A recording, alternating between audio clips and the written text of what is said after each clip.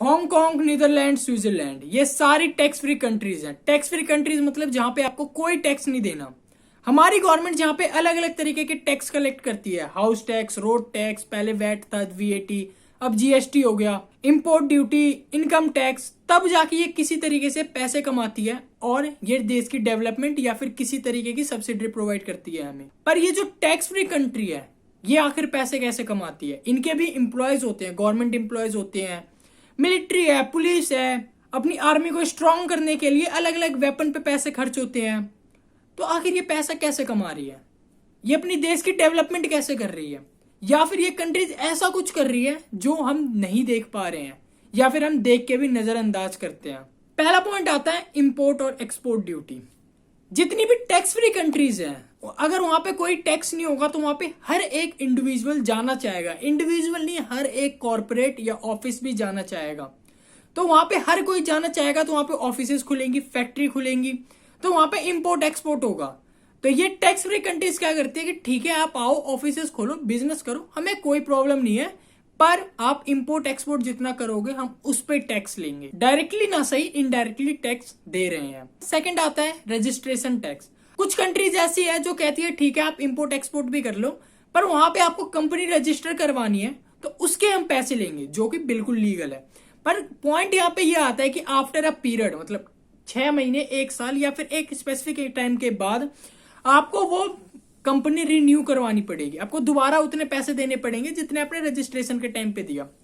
अब इसको कुछ इस तरीके से समझते हैं कि मैं गया एक आइलैंड या फिर एक टैक्स फ्री कंट्री, वहां पे मैंने अपनी कंपनी रजिस्टर करवाई, मैंने 10,000 रुपए दिए 1 साल के।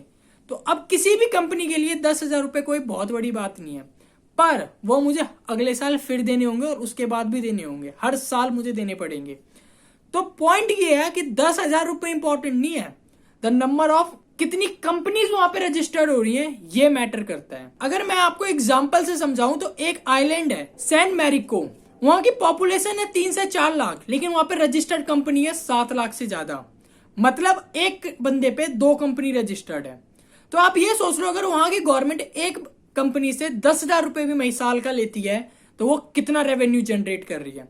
उसके बाद भी ये स्पेसिफिक कर देते हैं इंडस्ट्री को, हर इंडस्ट्री को एक अलग कैटेगरी में डाल देते हैं और उसके ये लाइसेंस निकाल देते हैं कि अगर आपको ये इंडस्ट्री में काम करना है या स्पेसिफिक चीज को मैन्युफैक्चरिंग करनी है तो आपको ये लाइसेंस लेना पड़ेगा, और ये लाइसेंस भी एक स्पेसिफिक टाइम या 1 साल के बाद आपको रिन्यू करवाना पड़ेगा, या फिर आपको एक स्पेसिफिक अमाउंट देना पड़ेगा हर एक पर्टिकुलर टाइम के बाद। तो किसी भी कंपनी के लिए वो लाइसेंस रिन्यू करवाना बड़ी बात नहीं है, पर उस गवर्नमेंट के लिए, उस कंट्री के लिए जितनी ज्यादा कंपनी रजिस्टर्ड हो जाती है ना, वो एक बहुत बड़ा मैटर कर जाता है। जितनी भी गल्फ कंट्री, वो पेट्रोल, डीजल, केरोसिन, इन सारी चीजों से पैसे कमाती है और अपनी देश की डेवलपमेंट करती है।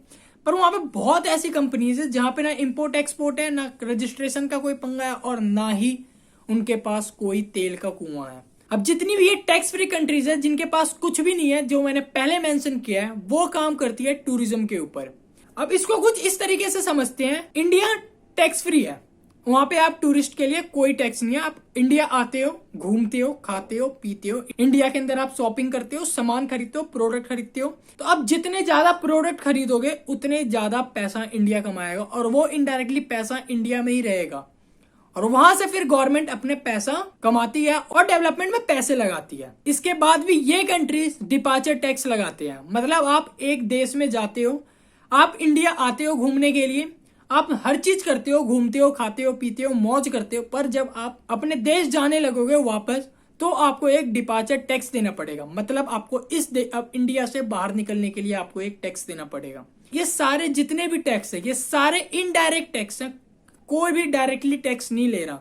तो हमें ये लगता है कि हम एक टैक्स फ्री कंट्रीज में जा रहे हैं, हम कोई टैक्स पे नहीं कर रहे हैं, पर कहीं ना कहीं हम टैक्स पे कर रहे हैं। ये सोचने की बात है, अगर कोई देश पैसा नहीं कमाएगा, कोई देश टैक्स नहीं लेगा, तो वो ग्रो कैसे करेगा, वो डेवलप अपने देश को कैसे करेगा। उनके भी बहुत खर्चे होते हैं, आर्मी होती है, मिलिट्री होती है, वेपन्स होते हैं, उनके भी वॉर होते हैं। तो कोई सिर्फ एक जिसके तेल के कुएं हैं वो भी कैसे सरवाइव कर पाएगा सिर्फ एक तेल के ऊपर। अब बहुत सी ऐसी कंपनीज है जहां पे आपके इनकम के ऊपर कोई टैक्स नहीं है, पर कॉर्पोरेट टैक्स है। कॉर्पोरेट टैक्स और इनकम टैक्स के बीच में अगर डिफरेंस बताऊं तो मैं 1 करोड़ रुपए महीना कमा रहा हूं, मैं कोई टैक्स नहीं दूंगा गवर्नमेंट को, पर मेरी कंपनी 1 करोड़ रुपए महीना कमा रही है तो मैं गवर्नमेंट को टैक्स दूंगा। इसको कहते हैं कॉर्पोरेट टैक्स। बहुत ऐसी कंट्रीज है जहां पे इनकम टैक्स पे कोई टैक्स नहीं है पर कॉर्पोरेट टैक्स है। यूएसए जैसी कंट्रीज में भी 50% तक कॉर्पोरेट टैक्स है। तो ये सारी जितनी भी कंट्रीज है जो खुद को कहती है कि हम टैक्स फ्री कंट्री है, वो डायरेक्टली टैक्स फ्री कंट्री नहीं है। उनको हम ये नहीं कह सकते कि ये टैक्स फ्री कंट्रीज है। इनडायरेक्टली वो उनसे टैक्स ले रहे हैं और हम टैक्स पे कर रहे हैं। पर ये मार्केटिंग और लोगों को ये एक सेंस बन चुका है कि यार ये टैक्स फ्री कंट्री है तो ये हमें यहाँ पे कोई टैक्स नहीं देना पड़ेगा, जैसे कि नो कॉस्ट ईएमआई है। अगर आप नो कॉस्ट ईएमआई के बारे में जानना चाहते हो कि कैसे एक्चुअली नो कॉस्ट ईएमआई आप एक्चुअली इंटरेस्ट पे करते हो, वो जो कहते हैं कि हम आपसे इंटरेस्ट नहीं ले रहे हैं, आप इनडायरेक्टली वहां पे भी इंटरेस्ट पे करते हो और आपको लगता है कि आप वहां पे कोई भी इंटरेस्ट पे नहीं कर रहे हो। एग्जैक्टली सेम यहाँ पे होता है। ये कंट्रीज इतने चालाकी से ऐसी मार्केटिंग करते हैं, लोगों के दिमाग में ऐसे डालते हैं कि भाई ये हम तो टैक्स फ्री कंट्रीज हैं, हम आपसे इस चीज पे कोई टैक्स नहीं ले रहे, पर इनडायरेक्टली वो टैक्स लेते हैं।